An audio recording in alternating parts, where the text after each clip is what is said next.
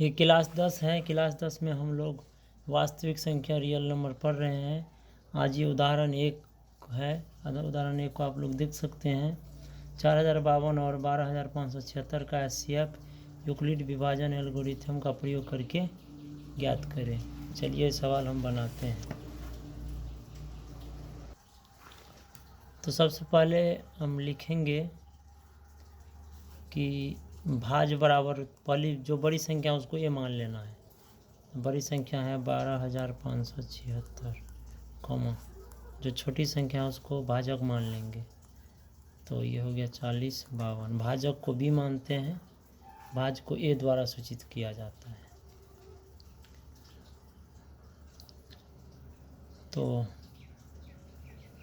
अब लगाएंगे यूक्लिड विभाजन एल्गोरिथम। अब क्या लगाएंगे? यूक्लिड विभाजन एल्गोरिथम से।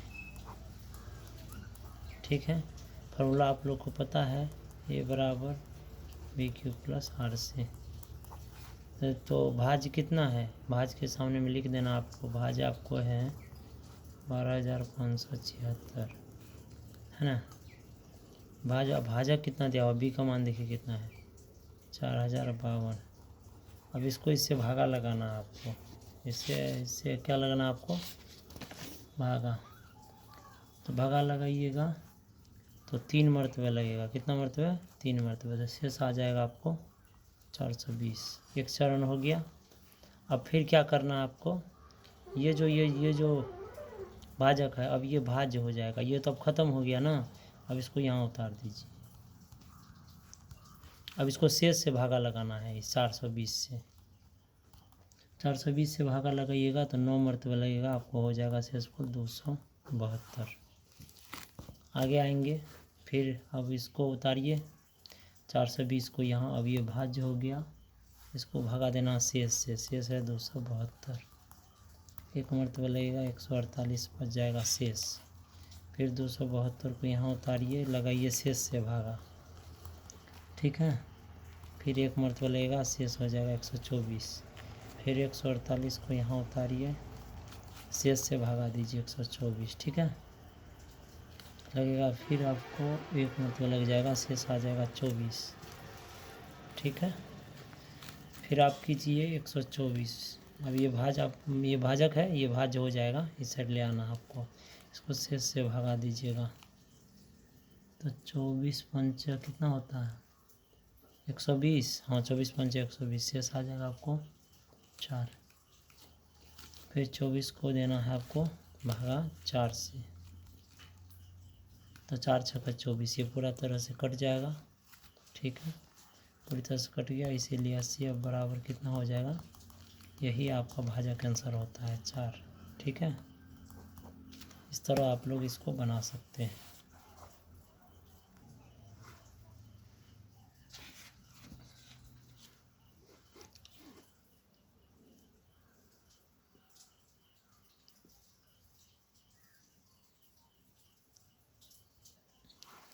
उदाहरण नंबर 2 कहता है, दर्शाइए कि प्रत्येक धनात्मक समपूर्णांक 2q के रूप का होता है तथा प्रत्येक धनात्मक विषम पूर्णांक 2q + 1 के रूप का होता है, जहाँ q कोई पूर्णांक है। ठीक है, चलिए इस सवाल को हम हल करते हैं।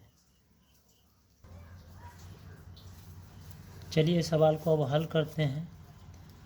तो जो भी दर्शाने वाला सवाल आएगा, ठीक है, आप लोग इसमें मानना पड़ेगा आपको। जैसे देखिए, माना कि आप लोग जानते हैं यूक्लिड विभाजन एल्गोरिथम का फॉर्मूला क्या होता है? ए बराबर बी क्यू प्लस आर होता है ना। तो ये आप किसको कहते हैं? ये आपका क्या होता है? ये आपका भाज्य हो जाता है। ठीक है, तो इसमें आप लोग मान लीजिएगा, माना कि कोई धनात्मक पूर्णांक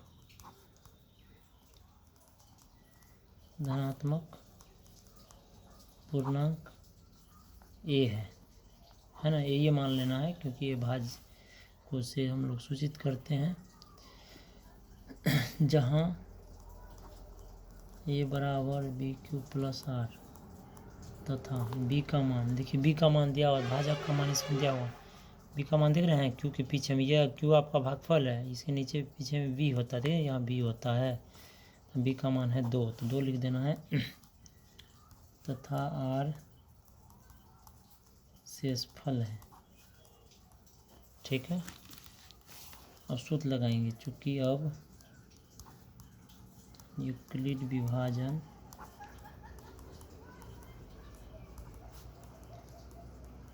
एल्गोरिथ्म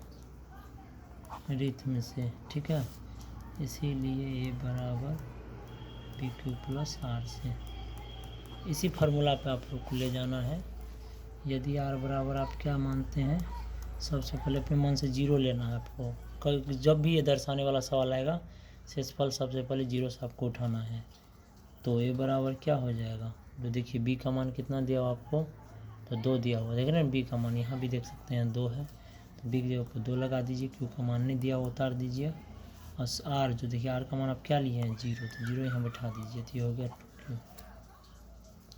अब आगे बढ़ते हैं, यदि आर बराबर 1, तो ये बराबर आपका क्या हो जाएगा, फिर बी का मान 2 है तो 2 लिखिए, क्यू तो रहेगा, अब आर का मान 1 हो जाएगा। ये चर और अचर 2 है, ये दोनों जोड़ घटाव नहीं होने वाला है, ठीक है ना। यदि आर बराबर 2 भी ले सकते हैं, तो ए बराबर 2Q प्लस यहाँ 2 हो जाएगा। यदि आर बराबर 3 लीजिए, तो ए बराबर हो जाएगा आपको 2Q प्लस 3। तो हमको निकालना क्या है, हमको निकालना है सवाल में धनात्मक समपूर्णांक। तो धनात्मक समपूर्णांक आपको क्या हो गया, ये हो गया 2Q, है ना, ये समपूर्णांक है, ये क्या होगा आपको विषम पूर्णांक, यही ना लाना था दोनों सवाल में, तो लिख दीजिए। ये भी देखिए इधर भी लेंगे तो ये हो गया समपूर्णांक, ये हो गया विषम पूर्णांक, लिख सकते हैं। चूँकि इस तरह किसी धनात्मक समपूर्णांक को क्या लिख सकते हैं, तो 2Q लिख सकते हैं। इस तरह किसी धनात्मक समपूर्णांक को 2Q के रूप में लिखा जा सकता है,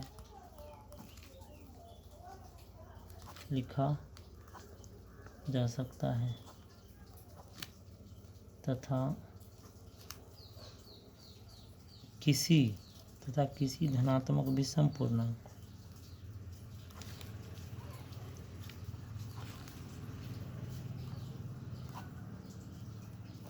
विषम पूर्णांक को क्या लिख सकते हैं, तो विषम संख्या आपको क्या आ रहा है 2Q प्लस 1, है ना, तो लिख दीजिए 2Q प्लस 1 के रूप में लिखा जा सकता है, लिखा जा सकता है ना। विषम पूर्णांक को लिखा ही जाता था कि विषम, जो कि ये 2Q हो गया ये सम संख्या के रूप में, जैसे देखिए 2 यहाँ पर 1 रखिए तो फिर 2 तो 2 सम संख्या हो जाता है, 2 पे 2 रखिए तो 4 हो जाता है, 2 पे 3 रखिए तो 6 होती है, क्या आ रहा है आपको सम संख्या, तो सम संख्या तो ये हो जाएगा आपको। और जैसे 2Q प्लस 1 है तो ये विषम संख्या कैसे होता है आप देख सकते हैं, यहाँ पर 2Q प्लस 1 है तो 2Q का मान 1 लीजिए, 1 जोड़ दीजिए, 2 प्लस 1 क्या हो जाएगा आपको 3 हो जाएगा, तो ये देखिए है ना विषम संख्या, ठीक है। अब हम लोग आगे सवाल को देखते हैं।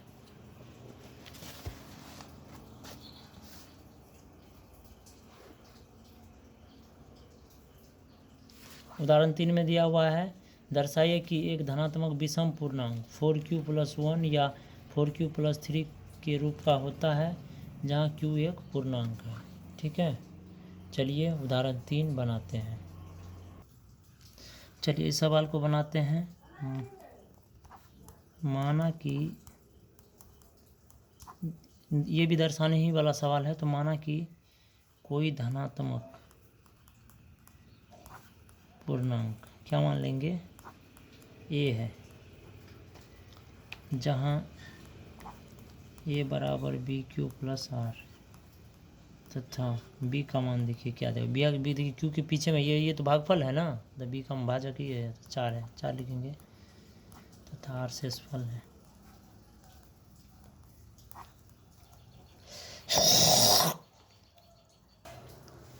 तथा आर शेषफल है।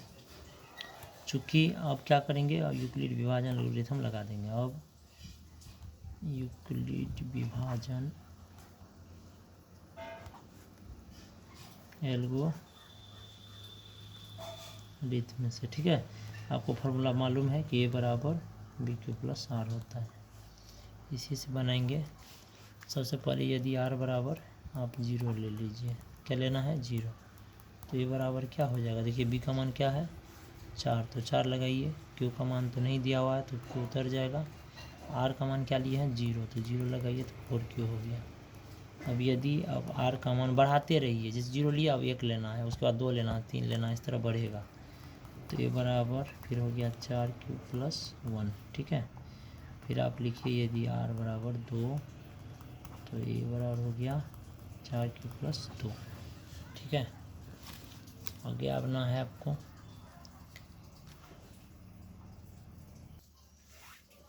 यदि अब लेंगे आर बराबर 3, तो ये बराबर क्या हो जाएगा आपको 4Q प्लस 3, ठीक है।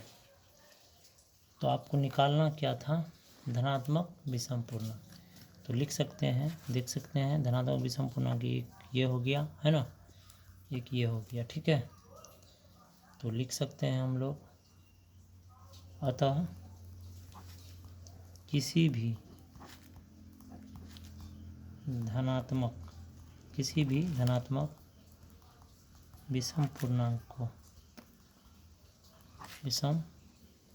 पूर्णांक को 4Q प्लस 1 तथा ये भी विषम संख्या है, तथा है ना 4Q प्लस 3 के रूप में लिखा जा सकता है, के रूप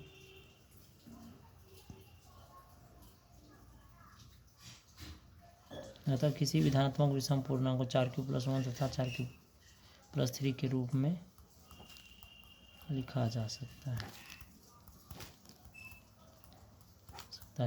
ठीक है। ये आपको प्रूव्ड हो गया। अब हम लोग चलते हैं उदाहरण नंबर 4 की ओर।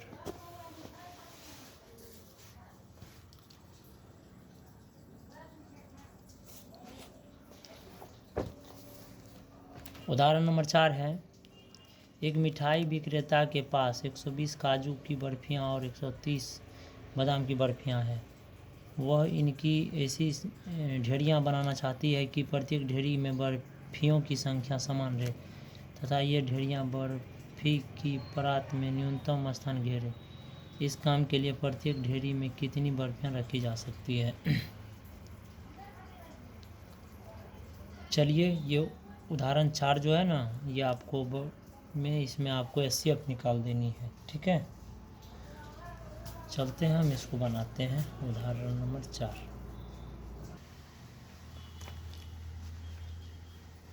उदाहरण नंबर 4 में 420 और दिया हुआ था हमको 130, ठीक है।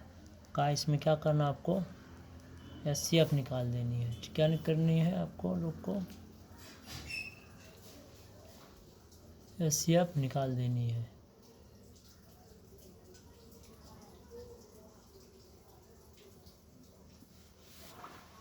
तो ए बराबर लिखिए, जो बड़ी है उसको लिखना पड़ता है। तो ए बराबर हो गया आपको 420, बी बराबर हो गया 130, ठीक है।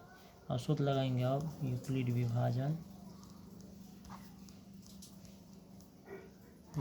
एल्गोरिथम से, ठीक है। इसीलिए ए बराबर बी क्यू प्लस आर से, ठीक है। अब हमें ए का मान 420 है, लिख देना है, बी का मान 130 है। 3 मरतबा आप भागा लगाइए, शेष बच जाएगा आपको 30। क्या बच जाएगा आपको 30। फिर 130 को भागा लगाइए, 30 शेष से भागा लगाना है, तो आपको लगेगा 4 मरतबा शेष हो जाएगा 10। क्या हो जाएगा आपको 10। फिर 30 को भागा लगाइए शेष से 10 से, तो 10 या 30 शेष फल आ गया 0। तो इसीलिए आंसर आपको यही भाजक होता है। इसीलिए HCF बराबर आपका आंसर कितना हो गया 10, है ना 10। क्या आ गया आपको 10 आ गया। है ना। यही आपका आंसर है, ठीक है। तो आज का वीडियो हम यहीं पर ख़त्म करते हैं। आपको उदाहरण 4 तक बता चुके हैं। अब अगले वीडियो में आपको एक्सरसाइज 1.1 का हल किया जाएगा या 1.1 आपको बनाया जाएगा। धन्यवाद।